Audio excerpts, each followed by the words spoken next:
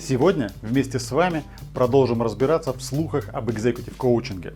Смотрите ролик и отмечайте, насколько ваши представления об экзекутив-коучинге совпадают с действительностью.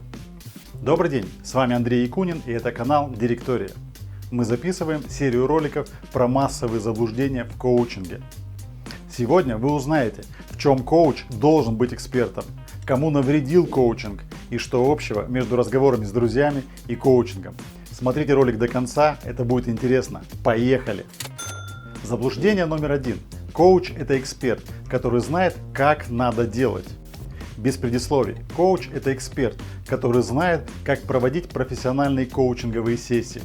Он может быть специалистом в любой другой области – в финансах, психологии, менеджменте, коммуникациях с правительством и так далее. Но коуча нанимают именно за его профессионализм в коучинге, который формируется не одной сотней или даже тысячи часов обучения и постоянной отработки на практике своих навыков. Да, профессиональный и жизненный опыт может помочь коучу эффективнее проводить сессии, но с таким же успехом его багаж знаний может мешать работать именно с ситуацией клиента.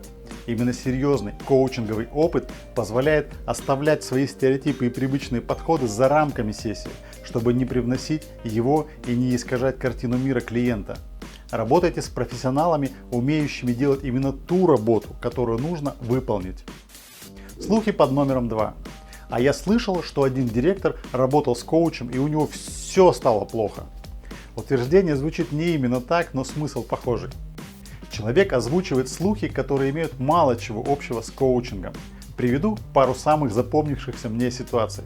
Вот мой знакомый в другом городе работал с коучем, а потом к нему пришла налоговая инспекция и столько доначислила налогов, а вы говорите про доверие. Узнаете о моих секретах и сообщите в компетентные органы. В наше время нельзя доверять никому. Со смехом обсудив ситуацию этого знакомого, я расстался с этим человеком и даже не стал обсуждать возможное партнерство. По моему скромному мнению, это как раз тот клиент, которому не нужен коучинг. Работая много с выдающимися собственниками и руководителями высшего уровня, начинаешь ощущать кожей: перед тобой человек, который еще живет в масштабах клетчатых сумок из Китая. Помните такие баулы челночников? Зачем причинять друг другу неудобства? Другой пример из моей практики. Слышали ли вы про коучинг? Возможно, был опыт применения. Конечно, мы слышали про этот самый коучинг. Более того, обжигались очень сильно.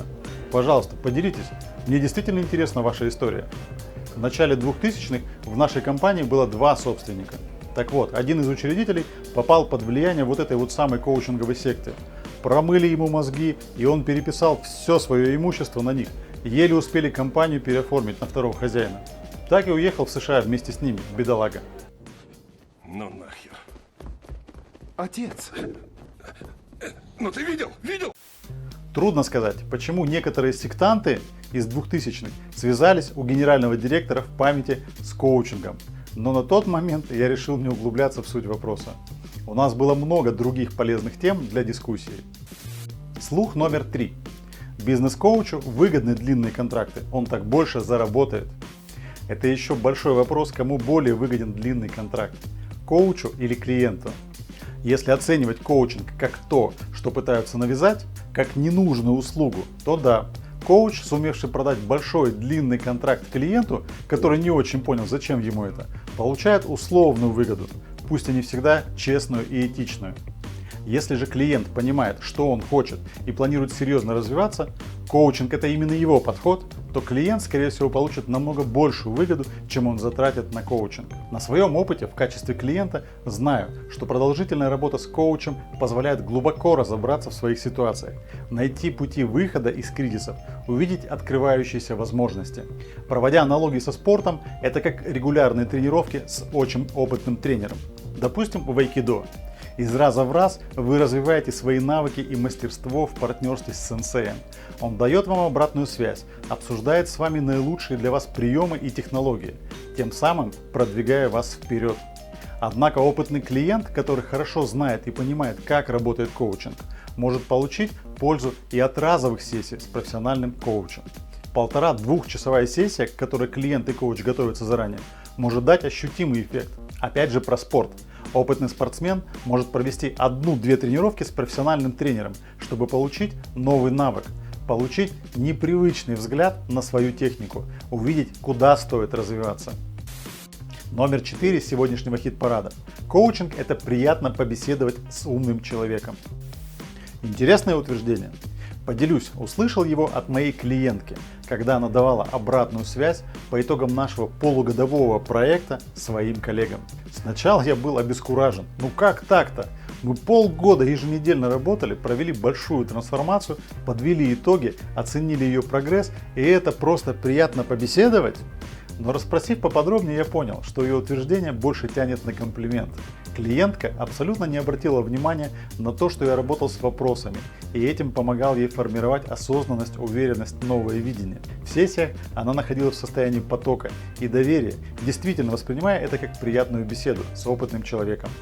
Ну а достигнутые результаты случились как логичное дополнение к приятным беседам. Почти как в продаже. Лучшая продажа – это когда клиент сам решил, что ему нужна твоя услуга или продукт, и поделился с тобой этим. 5 место. Я могу и с друзьями обсудить бизнес-вопросы. С большой вероятностью это возражение человека, которому коучинг действительно не нужен. По крайней мере, пока.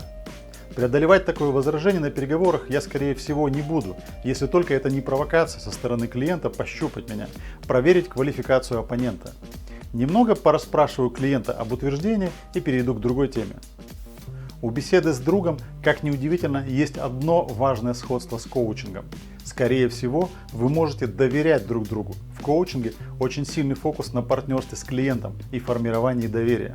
Это действительно помогает клиенту продвигаться в своем развитии. Но есть и кардинальное отличие. Это наше желание давать друг другу советы в любой удобной и неудобной жизненной ситуации. Когда-то я написал на Фейсбуке «Страна советов». Сегодня услышал интересную мысль от руководителя представительства иностранной компании. Мы обсуждали статью о разнице доходов профессиональных бизнес-коучей в развитых странах и на постсоветском пространстве. При прочих равных условиях наши зарабатывают в 3 раза меньше. Его вывод таков: вы наследники страны советов. Вы все очень любите давать советы, даже если никто их и не просит. И в то же время вы сами ждете советов от других. Все любят давать и получать советы. Отсюда и разница доходов. Коучингу со своими техниками сильных вопросов сложно развиваться в культуре советов. С друзьями это обмен советами и историями в доверенной обстановке. Как думаете, есть разница с коучингом? Сегодня мы с вами разобрались со второй порцией слухов про executive коучинг. 2 ролика уже получилось, впереди еще как минимум 1. Друзья, спасибо за ваше внимание. С вами был Андрей Якунин и канал Директория. Всем успехов, пока!